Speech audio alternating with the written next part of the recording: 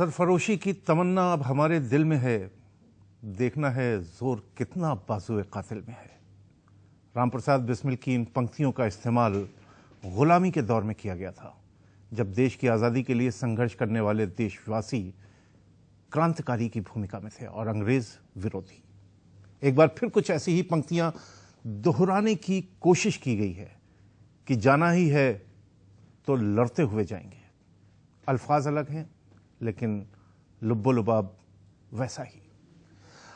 अब यह बात दूसरी है कि भूमिकाएं बदल गई हैं। ये पंक्ति देश के प्रधानमंत्री की है, क्रांति के मूड में सरकार है और विरोधी देश के तमाम सियासी दल हैं जो सरकार के साथ नहीं है।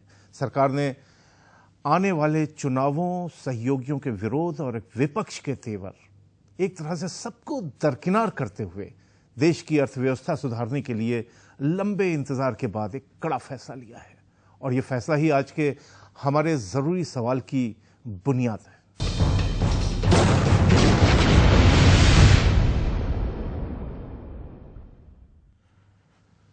तो सोनिया गांधी का हाल ही में किया गया एक इशारा और पिछले 2 दिनों में आया उसका नतीजा। विरोध, आक्रोश, दलीलें और धमकी कुछ भी सरकार के सामने टिक नहीं पाए और कांग्रेस ने एक बार फिर यह साबित कर दिया कि उसने देश पर इतने सालों तक यूं ही राज नहीं किया है। तमाम उम्मीदों और आशंकाओं, खौफ और उत्साह, विरोध और समर्थन के बीच सरकार ने आखिर एक फैसला कर ही लिया जिसका असर आने वाले समय में देश के तकरीबन हर तबके पर पड़ेगा। ज्यादा दिन नहीं हुए हैं जब जरूरी सवाल के दौरान हम इस नतीजे पर पहुंचे थे कि अगर सरकार को लगता है कि देश के सुनहरे भविष्य के लिए रिटेल में एफडीआई जरूरी है तो तमाम विरोधों के बावजूद इसे कैसे लाया जाए, इसका रास्ता भी सरकार को ही तलाशना होगा। सरकार ने एकला चलो रे का रास्ता अपनाते हुए रिटेल में विदेशी निवेश का फैसला लिया। हम देश के खुदरा व्यापारियों के समर्थन में इसका विरोध करते रहे, लेकिन अब जबकि विदेशी निवेश के दरवाजे खोल दिए गए हैं, जरूरी सवाल यह है कि इस फैसले से आखिर फायदा किसको है। ऐसा लगता है कि चला चलंती का बेला है, इसमें वो रोज कोई न कोई इसी तरह का आत्मघाती निर्णय लेते जाएंगे। जैसे कहा जाए कि आवश्यक भी है और उससे बहुत लाभ मिलने वाला है। जी इस इंतजार में है कि 2014 आए। Congress is opposing the any kind of introduction of FDI in the retail sector. We will abide by that. We will register our protest. We will fight against that.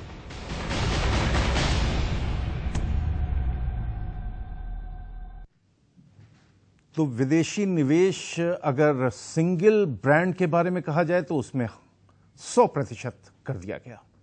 अगर खुदरा व्यापार के निवेश में कहा जाए तो 51% कर दिया गया और साथ ही 9 रत्न कहे जाने वाले हमारे जो उद्योग हैं उनका विनिवेश करने की एक कवायद शुरू कर दी गई। इन सब के बीच में सवाल वही कि आखिर फायदा किसको होगा। हमारे साथ डॉक्टर एस.के. दत्ता जो इकोनॉमिक विश्लेषक हैं वो हमारे साथ मौजूद हैं। डॉक्टर दत्ता, क्या लग रहा है आपको? मुझे लग रहा है कि हम लोग दोबारा आर्थिक गुलामी की तरफ जा रहे और ये खतरनाक स्थिति आगे जाके पैदा होने वाला है देश में।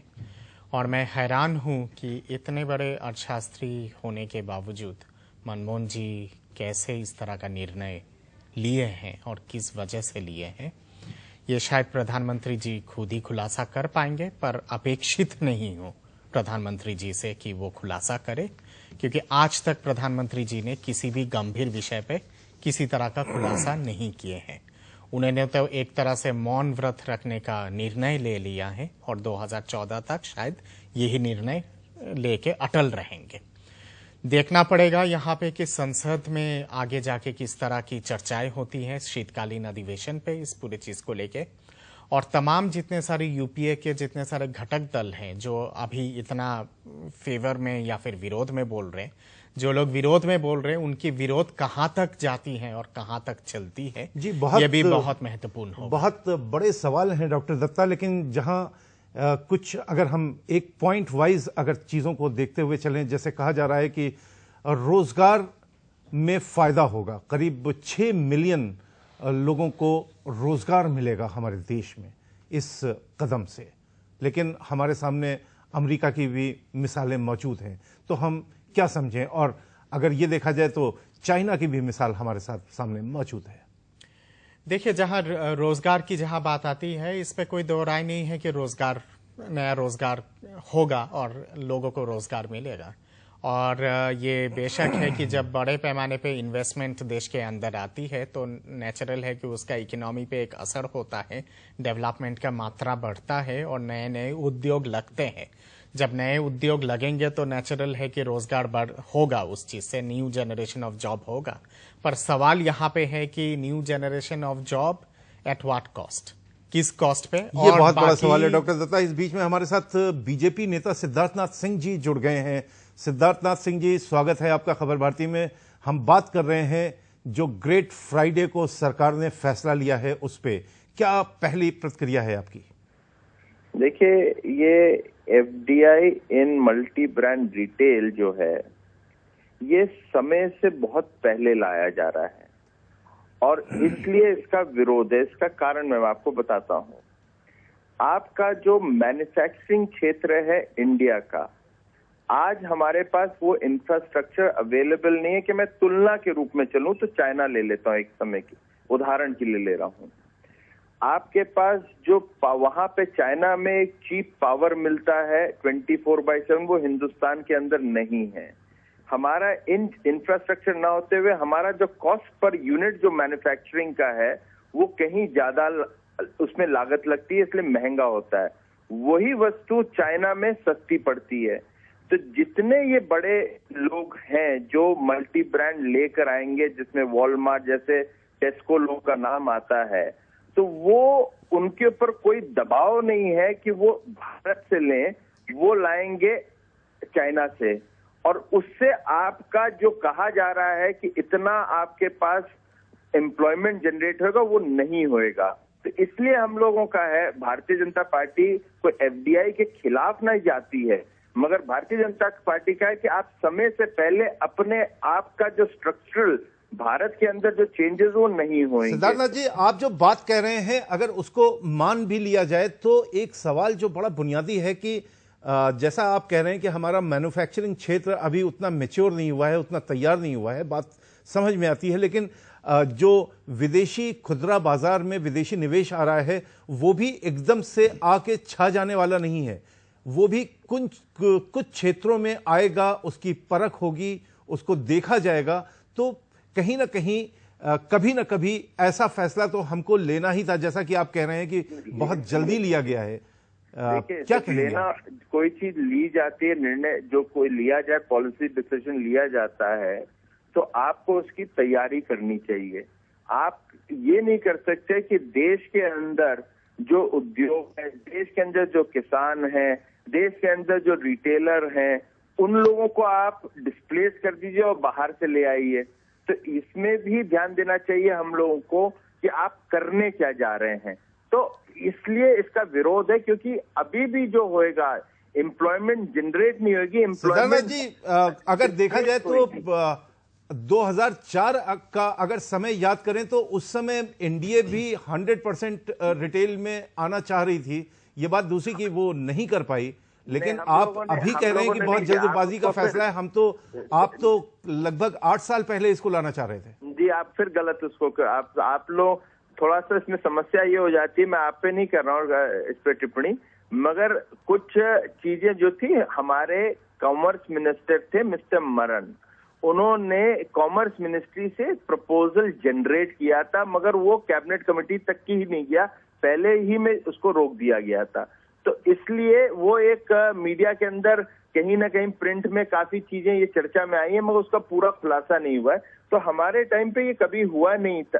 इसको मल्टी ब्रांड रिटेलिंग के लिए हम लोगों ने वो एक कॉमर्स मिनिस्ट्री नोट जरूर जनरेट हो, तो मैं वो आगे नहीं बढ़ा था। तो ये एक सच्चाई भी है जी। लेकिन बहरहाल कुछ पहल तो की थी। सिद्धार्थनाथ जी, आप हमारे साथ जुड़े रहिएगा। इस बीच में हमारे साथ राकेश सचान जी, समाजवादी पार्टी के वरिष्ठ नेता, जुड़ गए हैं। राकेश जी, स्वागत है आपका खबर भारती में। सवाल वही है, हमारे साथ बीजेपी के नेता सिद्धार्थनाथ जी हैं, उनका जाहिर सी बात है कि विरोध है, आपकी भी पार्टी का विरोध है। किस तरीके से देख रहे हैं, इसलिए कि समर्थन भी कहीं ना कहीं आपने सरकार को दिया हुआ है? देखिए, समर्थन हम लोगों ने दिया हुआ है, लेकिन सरकार के हर गलत काम का हम लोग विरोध भी करते हैं। इन्होंने जो एफडीआई का प्रकरण था, हमारी पार्टी विरोध में है और इनके इस फैसले का हम लोग विरोध भी कर रहे हैं। और आगे भी जो ये गलत फैसला लेंगे, अभी डीजल में दाम बढ़ा दिया, इसका भी हम लोगों ने पूरे प्रदेश में धरना प्रदर्शन दे करके विरोध किया, महंगाई बढ़ा दी। तो ऐसा नहीं है कि समर्थन, हम लोग नीतिगत समर्थक हैं इनके, ऐसा नहीं कि सचिन जी, इसमें विरोध कहाँ है, जबकि ये कहा जा रहा है कि जैसा कि आपके जो मुख्यमंत्री हैं अखिलेश सिंह जी, उनका भी ये कहना है कि भाई हम उत्तर प्रदेश में हम इसको लेके नहीं आएंगे। तो ये तो राज्यों के ऊपर छोड़ दिया गया है कि वो इस चीज को अपनाते हैं या नहीं अपनाते हैं। तो फिर विरोध का जो पूरी संरचना है वो किस तरीके से आगे बढ़ेगी? नहीं, तो हम अपने स्टेट में थोड़ी लागू करेंगे। जब हम विरोध करें तो फैसला इन्होंने लिया है कि हम इसको लागू कर रहे हैं, स्टेट जाने। अब स्टेट में, उत्तर प्रदेश में पूर्ण बहुमत की समाजवादी पार्टी की सरकार है, तो हम लोग इसको प्रदेश में नहीं लागू करेंगे। जी, तो ये थे सिद्धार्थनाथ जी, बीजेपी के नेता, जिनसे हमने बात की। उसके बाद फिर हमने सचान जी से बात की, समाजवादी पार्टी के नेता। जाहिर सी बात है कि हर तरफ से विरोध के स्वर हैं एफडीआई में। इस बीच में हम चलते हैं जबलपुर अपने वरिष्ठ साथी अजित वर्मा के पास। अजित, आपका क्या मानना है, पहली प्रतिक्रिया खबर भारती पे? नाज़िम, देखिए, बात यह है कि जिसको अभी आपने थोड़ी देर पहले ग्रेट फ्राइडे कहा था, ये हिंदुस्तान की तवारीख में कहीं ब्लैक फ्राइडे सिद्ध ना हो जाए, ये खतरा मुझे दिखता है। कारण यह है कि अभी जिस तरीके से और तमाम साथियों ने कहा, तरह तरह के खतरे गिनाए, लेकिन मैं ये कहना चाहता हूं कि मनमोहन सिंह सरकार के पास और कोई रास्ता था ही नहीं। ये मैंने कुछ दिन पहले भी इसी बहस में कहा था कि मनमोहन सिंह सरकार के पास कोई रास्ता नहीं है। अर्थव्यवस्था का जो मौजूदा फ्रेमवर्क है, उसमें और कोई विकल्प कांग्रेस के पास, संपर्क के पास, मनमोहन सिंह सरकार के पास शेष ही नहीं है। उनको कदम आगे ही बढ़ाना पड़ेंगे, भले ही वो कदम हाराकिरी की तरफ जाएं। ये खतरा खुद डॉक्टर मनमोहन सिंह महसूस कर रहे हैं। इसीलिए उन्होंने कहा कि हम अगर जाएंगे भी तो हम लड़ते हुए जाना चाहेंगे, एक वीर योद्धा की तरह जाना चाहेंगे। यानी पूंजीवाद के समर्थन में लड़ते हुए अपनी सरकार को कुर्बान कर देने की तैयारी डॉक्टर मनमोहन सिंह की है। मैं कहना चाहता हूं कि ये समय से पहले, समय से बाद का सवाल नहीं है। एनडीए की क्या नीति थी उसका भी सवाल नहीं है। सवाल यह है कि साल भर पहले सरकार ने मल्टी ब्रांड रिटेल का फैसला लिया था, लेकिन अपने सहयोगी दलों के कारण लागू नहीं कर पाई। इसीलिए उसको सरकार को किसी तरीके से ये मालूम था कि इसका विरोध होगा, बहुत अच्छे तरीके से वो इस बात को जानती थी। और आपको क्या ऐसा नहीं लगता कि ये पूरी की पूरी एक वेल स्क्रिप्ट, लिखी हुई एक पूरी की पूरी स्क्रिप्ट है, जिसको ज्यों का त्यों लाया जा रहा है, सामने लाया जा रहा है? के साथ प्रधानमंत्री मैदान में आए हैं और चूंकि वो ये अपने माथे कलंक नहीं लेना चाहते कि अर्थशास्त्री होते हुए भी देश की अर्थव्यवस्था को वो गति नहीं प्रदान कर पाए, इसलिए तमाम प्रतिकूलताओं के बावजूद वो सारे फैसले वो लेने पे दृढ़ हैं और उन पॉलिसी पैरालिसिस के आरोप से उबरना चाहते हैं। तमाम जो जिस तरीके के राजनीतिक विरोध उनके सामने आ रहे हैं, उनको चुनौती देते हुए वो आगे बढ़ते दिखना चाहते हैं। जी अजीत जी, हम आपको यहाँ पे रोकना चाहेंगे, इसलिए कि जाहिर सी बात है कि जो बातें आप कर रहे हैं, जो बातें यहाँ पे डॉक्टर दत्ता ने की या सचान जी हमारे साथ थे, सिद्धार्थनाथ जी थे, वो लोग जो भी बातें कर रहे थे वो लगातार इस तरह की बातें हो रही हैं। इस बीच हमारे साथ हमारे मेहमान कृष्णवीर चौधरी जी, किसान नेता, हमारे साथ जुड़ गए हैं। हम बात कर रहे हैं, हम देखना चाह रहे हैं कि क्या, अगर हम आपसे अजीत जी एक प्रश्न पूछें कि ये जो सरकार ने खुदरा बाजार में विदेशी निवेश की इजाजत दी है 51%, इसकी जो गुड पॉइंट्स हैं, जो अच्छी बातें हैं, उनमें से कोई एक बात आप बता सकते हैं?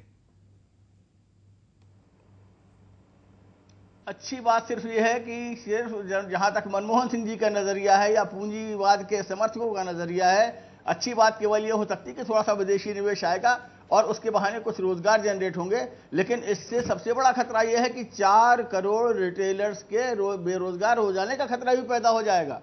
इसलिए ये बैलेंस और काउंटर बैलेंस का सवाल है। अजय जी, हम चलते हैं एक बार फिर अपने कृष्णवीर चौधरी जी के पास। किसान नेता हैं चौधरी साहब, आपकी भी लगातार नजर इसके ऊपर बनी हुई है। एक सवाल जो बड़ा बुनियादी है कि जो एक बात कही जा रही है कि बीच से दलाल खत्म हो जाएंगे। किसान अगर देखा जाए तो 30 पैसे, अगर एक मिसाल सामने रखी जाए कि 30 पैसे में 1 किलो प्याज वो बेचता है और वही प्याज मार्केट में जाके 13 रुपए किलो होती है, यानी कि 4100% का उसमें इजाफा होता है, उसमें बढ़ोतरी होती है। लेकिन यह किसान के पास नहीं पहुंचता। ये जो दलाल हैं, बीच के बिचौलिए हैं, ये शायद इससे गायब हो सकते हैं। नाजिम, अंतर यह है कि अब तक छोटे बिचौलिए थे और अब बड़े डकैत आ जाएंगे, बस इतना अंतर है। दुनिया का अब तक का जो अनुभव है, चाहे अमेरिका का देख लीजिए इन रिटेल चेन्स का, आप ब्रिटेन का देख लीजिए, पूरे यूरोप का देख लीजिए, वहां ये कितना भुगतान किसानों को कर रहे हैं। जहां कायदे कानून को किसान समझता, अपने अधिकारों को समझता है, शिक्षित है, जब वहां ये शोषण कर रहे हैं। अगर हम इनका आखिरी रिपोर्ट देखें तो यूके कंपटीशन कमीशन की जो रिपोर्ट आई थी उसमें साफ लिखा गया था कि रिटेल चेन के बड़े कारपोरेशन किसानों का शोषण कर रहे हैं और कंज्यूमर्स का शोषण कर रहे हैं। अगर किसान और उपभोक्ताओं का शोषण ये विकसित देशों में कर रहे हैं तो भारत जैसे विकासशील देश में क्या होगा। दूसरा, उस रिपोर्ट में लिखा था कि हर महीने लगभग 30 रिटेल स्टोर ब्रिटेन में खुल रहे हैं और 1000 से ज्यादा उनके स्टोर जो है किराना के, इसके टेक्सटाइल के, जूतों के, वो सब 1000 से ज्यादा हर महीने बंद हो रहे हैं। अगर ब्रिटेन में 1000 से ज्यादा बंद हो रहे हैं तो क्या होगा। एक सबसे अहम मुद्दा जो है उनका, बाजार पर कैसे कब्जा करें। नाजिम, मैं उस पॉइंट पर आ रहा हूं जो असली खेल है। हकीकत यह है कि हिंदुस्तान की खाद्यान्न सुरक्षा, हिंदुस्तान के बाजार को वो थोक के हिसाब से अपने कब्जे में लेंगे। अगर ये छोटे दुकानदार भी रहेंगे तो ये उनकी विशेष पे रहेंगे, उनकी मर्जी से रहेंगे, उनके बाजार के हिसाब से रहेंगे। जो तय वो करेंगे, किसान को जो तय करेंगे वो किसान की मजबूरी होगी। एक आरोप लगता है कि भारत में 25 से 28% सब्जी और फल सड़ते हैं। मैं पूछता हूं, अमेरिका में तो रिटेल चेन और तमाम सुविधाएं, वहां 35% सब्जी और फलों को क्यों रिजेक्ट कर रही हैं यही कंपनियां। एक इसके बाद सवाल आता है कि यहां किसानों को लूट मारो। यह हकीकत है कि किसानों को उनका हक नहीं मिल रहा। तो क्या इसका मतलब है कि हम बाजार विदेशी ताकतों के हवाले कर दें। जो दूध का दाम है हिंदुस्तान में, अगर 60% अमूल दे रहा है कोऑपरेटिव सेक्टर में किसानों को, तो अमेरिका में तो ये तमाम रिटेल चेन 34 पैसे और 33 पैसे, मतलब 33 सेंट और 34 सेंट $1 में दे रहे हैं। सब्जी और फलों के हिसाब में वहां 27 से 28 सेंट $1 में दे रहे हैं। तो लूट ये भी रहे हैं। फर्क ये है कि अभी तक छोटे लुटेरे छोटी लूट कर रहे थे, ये बड़े लुटेरे, बड़े मगरमच्छ हैं, ये सबको डकार जाएंगे, किसानों को, उपभोक्ताओं को। और प्रधानमंत्री ने तो वाशिंगटन पोस्ट में जो स्टोरी छपी है, मैंने पहले भी चर्चा में कहा था कि ये दबाव बनाने की साजिश अमेरिकन सारा खेल है, बहुराष्ट्रीय कंपनियों के इशारे पे वहां का मीडिया नाचता है और उसी खेल में भारत को बेच दिया। अगर हम आर्थिक रूप से आज हम गुलाम बना रहे इस देश को, आने वाली पीढ़ी हमको माफ नहीं करेंगे। क्या मनमोहन सिंह जी को यह नहीं पता कि हमारे पास एम्प्लॉयमेंट देने को नहीं है, तो हमारा किसने हक दिया कि हम रोजगार छीन ले गरीब आदमी का, जो किसी तरीके से अपने परिवारों को पाल रहा है। ये ठीक है कि 4 करोड़ है, लेकिन उनके ऊपर निर्भर तो 25-30 करोड़ है। या तो खेती पे निर्भर है या इस पर निर्भर है, तीसरा तो कुछ बचा ही नहीं। आपके पास बहुत कुछ है। नाजिम, रियल इस्टेट को बढ़ावा देने से हिंदुस्तान की खाद्यान्न सुरक्षा, हिंदुस्तान का रोजगार, हिंदुस्तान का इंडस्ट्रियल डेवलपमेंट कुछ नहीं बढ़ेगा। और $28.5 बिलियन पिछले साल विदेशी मुद्रा आई थी, $18.5 बिलियन बाहर चली गई। कौन ले गया इस पैसे को? क्यों झूठ बोलते हैं सारा दिन सरकार? ये पूरा कोयले के स्कैम से ध्यान हटाने के लिए और डीजल के दाम बढ़ने, ये तो चलो बाजार की व्यवस्था है, सरकार अपना टैक्स स्लैब कम नहीं करती। गोवा में सरकार ने जो अपना वैट खत्म कर दिया, वहां सस्ता डीजल और पेट्रोल है। तो ये सरकार की अपनी इच्छाएं हैं, प्रदेश सरकार क्या करे और केंद्र क्या करे। लेकिन ये भारत का अकेले प्रधानमंत्री तमाम काम करने को तैयार है, लेकिन जो लूट का पैसा है, जो ब्लैक मनी है विदेशी बैंकों में, उसको भारत में लाने को तैयार नहीं है। क्यों नहीं है? इस बात का जवाब हिंदुस्तान की जनता को देना चाहिए। जी बहुत, जैसा कि चौधरी साहब मैं कह रहा था कि बहुत कुछ है आपके पास बताने के लिए, या जो आपका क्रोध है उसमें बहुत कुछ छुपा हुआ है, लेकिन बहरहाल हमको पॉइंट टू पॉइंट अगर हम डिस्कशन के ऊपर जाएंगे तो शायद कुछ सारगर्भित निकालने की कोशिश करेंगे। इस बीच में हमारे साथ भोपाल से जुड़ गए हैं दीपचंद यादव जी, कांग्रेस के नेता हैं। दीपचंद यादव जी हमारे साथ जुड़े हुए हैं। इस बीच में हमारे साथ टीएमसी के वरिष्ठ नेता सुल्तान अहमद साहब जुड़ गए हैं। सुल्तान साहब, आपका स्वागत है खबर भारती में।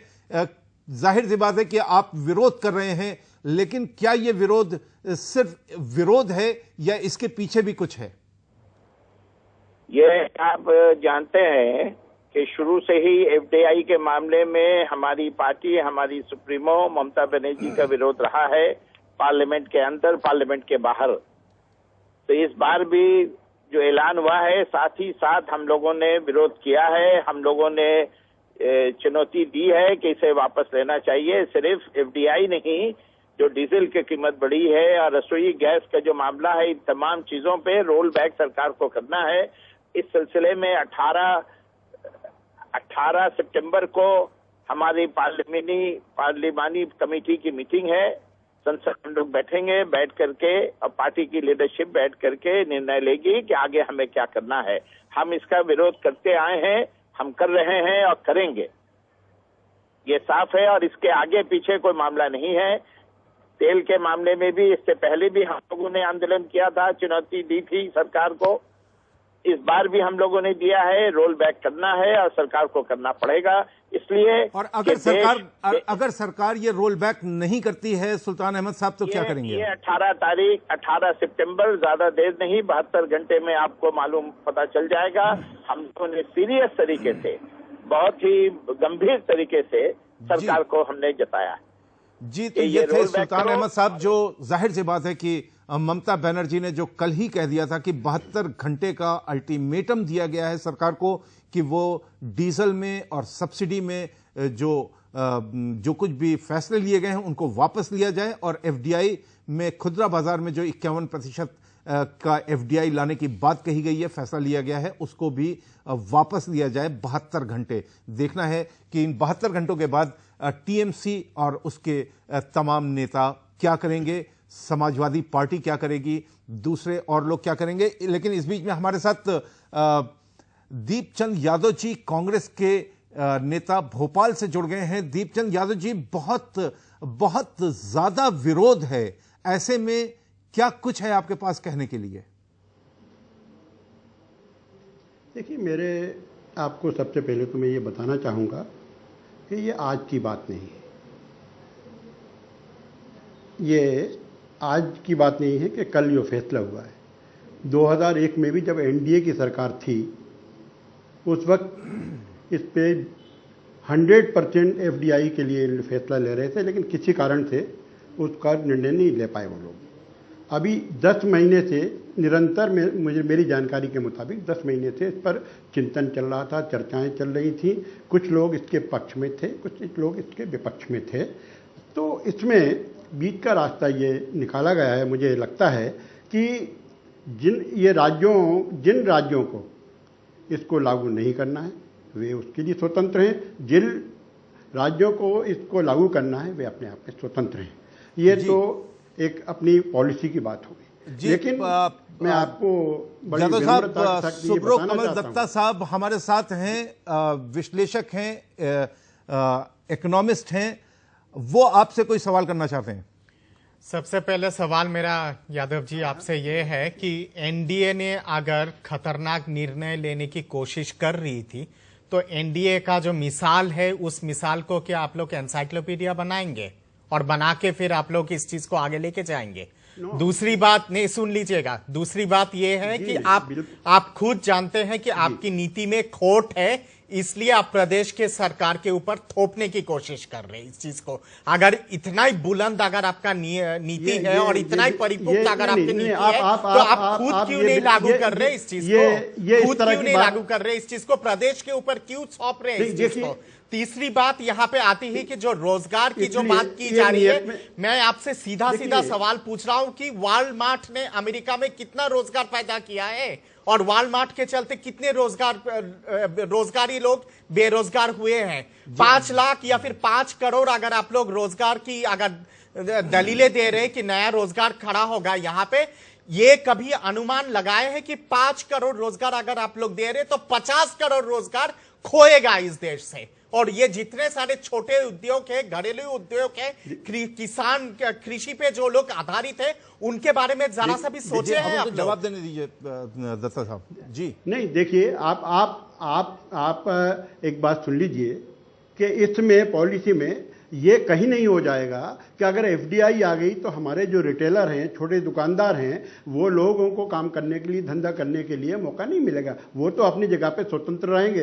रही बात ये कि और फिर उसके अंदर ये 10 लाख से ऊपर की जो पॉपुलेशन है, वहाँ पर ये पॉलिसी मैं समझता हूँ काम में प्रयोग में लाई जा रही है, जहाँ पर 10 लाख से ज़्यादा की पॉपुलेशन है। और वो हिंदुस्तान में नियर अबाउट 53 ऐसे शहर हैं जहाँ पे ये लागू होगी। दूसरा, आपने जो अमेरिका थोड़ा सा और आगे बढ़ाते हुए हम बात को थोड़ा सा आगे ले जाना चाहते हैं। हमारे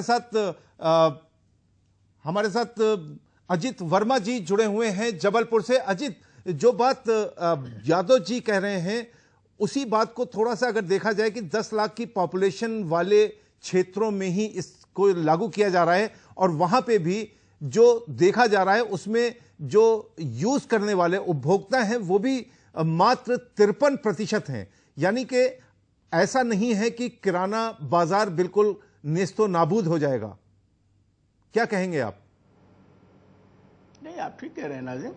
देखिए, बात यह है कि मोटे तौर पे ये कैलकुलेशन है अभी कि 53 शहरों में ये मल्टी ब्रांड रिटेल स्टोर्स खोल सकते हैं। इन 53 शहरों में भी केंद्र सरकार ने छूट दी है राज्य सरकारों की कि वो चाहे तो इसे लागू न करें। अब इसमें 9 राज्य तो भारतीय जनता पार्टी के हो गए, एक बीजू जनता दल का हो गया, एक जो है जयललिता का राज्य हो गया, तो आधे से राज्य तो वैसे ही निकल गए। तो 53 शहरों में से कितने शहरों में ये लागू हो पाएगा, इस बात को समझना चाहिए। एकदम तत्काल फैसला नहीं होगा। लेकिन अजीत जी, यहाँ के ऊपर मैं फिर एक बार कश्मीर चौधरी जी के पास चलूंगा। कश्मीर चौधरी जी, जो पूरा का पूरा खाका बन रहा है, जैसा कि अजित वर्मा जी कह रहे हैं कि 11 राज्य तो 11 या 12 राज्य तो ऐसे ही निकल गए, जो बचे राज्य उनमें 53 शहरों में से कितने शहर बचेंगे? तो क्या आपको यह लगता नहीं है कि एक एग्जाम्पल के तौर के ऊपर, एक मॉडल के तौर के ऊपर हमको इसको देख लेना चाहिए?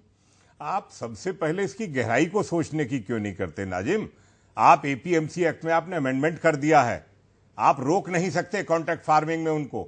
आज वो किसानों को किसी भी तरीके से कब्जा करने के लिए कॉन्ट्रैक्ट फार्मिंग में फंसाना उनका सबसे पहला उद्देश्य है। ठीक है, आज आप कह रहे हैं हम 53 शहरों में देंगे, वो जो ऑलरेडी आपकी रिटेल चेन खुल रही है और जो काम कर रहे हैं, जो सभी घाटे में है, एक भी रिटेल चेन मुनाफे में नहीं है भारत के अंदर, वो सब इस खेल के चतुर खिलाड़ी हैं और उन्हीं को पैसे की जरूरत है लूट का सबसे पहले, और वही इस खेल में। और जो प्रदेश ये कह रहे हैं कि हमारे यहां हम लागू नहीं करेंगे, उनके यहां जो रिटेल स्टोर ऑलरेडी चल रही है चेन, उनको टेक ओवर कर सकते हैं, उनके साथ ज्वाइंट वेंचर करने में कोई रोक नहीं सकता। किसी कीमत पर आप नहीं रोक पाएंगे, ना बंगाल में रोक पाएंगे, ना उत्तर प्रदेश में रोक पाएंगे, ना मध्य प्रदेश में, ना छत्तीसगढ़ में। ऑलरेडी जो स्टोर हैं उनके साथ ज्वाइंट वेंचर करना उनका हक हो जाएगा। और आप प्रदेशों को क्यों फंसाना चाहते हैं? आप सीधे सीधे क्यों नहीं कहते कि हमने वायदा किया है अमेरिका से कि हम आपको बाजार सौंप रहे हैं?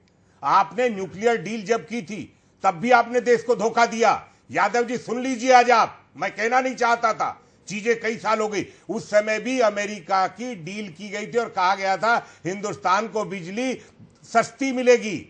हुआ क्या है उस न्यूक्लियर डील में? क्या संसद में उस पर बहस करी किसी पक्ष या विपक्ष ने? क्या देश में बहस हुई?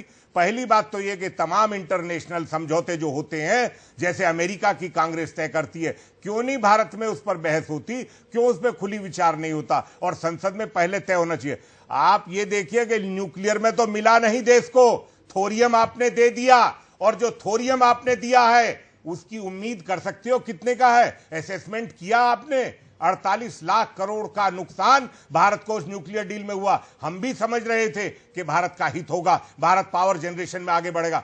हमको अब समझ में आया कि लेफ्ट फ्रंट ने जो विरोध उस समय किया और सरकार उस समय जो बचवाई अमेरिका ने, पैसे के दम पर बचवाई थी। आप भी जानते हैं, मैं भी जानता हूं, कोई झूठ नहीं है इसमें, कोई धोखा नहीं है। अमेरिका अपने इंटरेस्ट में काम करता, खैरात में काम नहीं करता। उसने न्यूक्लियर में लूट लिया भारत को, थोरियम ले गया लूट के, पूरा माइनिंग करा के। कोई अभी जिक्र नहीं है, चर्चा नहीं है इस देश के अंदर। और आज अमेरिका के राष्ट्रपति कहते हैं कि 50,000 लोगों को रोजगार चाहिए। 48 लाख करोड़ का घोटाला है चौधरी जी, थोरियम वाला। वर्मा जी पहले मेरी बात सुनिए। वर्मा जी करोड़ का घोटाला है। वर्मा जी, मैं वर्ल्ड ट्रेड ऑर्गेनाइजेशन की मिनिस्ट्रियल मीटिंग में बैठता हूं, हांगकांग में बैठा था, जेनेवा में बैठा था, पिछली बार भी बैठा था। एफडीआई तक सीमित रहे।